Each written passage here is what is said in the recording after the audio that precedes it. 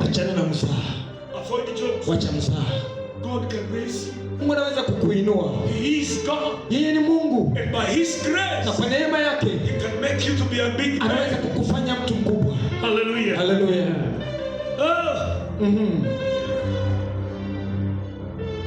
I feel like even stopping on that point. Anaishi hata kama asiendelee tena. But I have 6 points. Lakini ana vipengele sita ambavyo anafaa This is what I'm kugusia. saying. Hiki ndicho anachosema. By God's grace. Ni kwa sababu ya neema ya Mungu. We are right here. Tuko tulivyo kwa sababu ya neema ya Mungu. The other day we were standing Siku nyingine tumekuwa tumesimama. with my age-mate. Alikuwa yeye na yule ambaye wamekuwa naye kiumri. I looked at his face. Akaangalia uso wake. And some people were there. Na watu wengine walikuwa hapo. I said, this one is my age-mate. Akasema huyu ni mtu wa umri wangu.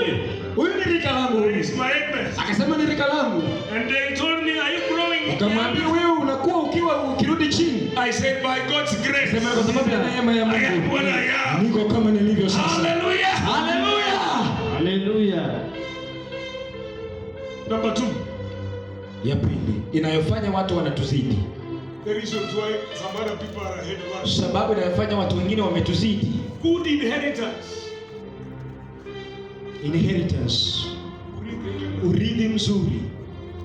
I want you to pay attention now. Nataka uwe makini sasa. Good inheritance. Urithi mzuri.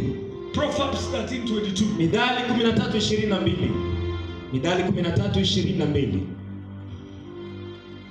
Mithali 13:22. Urithi mzuri, urithi mwema.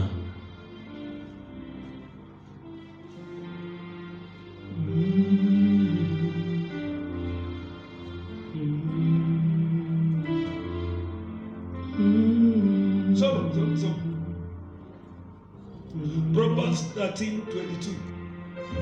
The Bible says, Proverbs 13:22,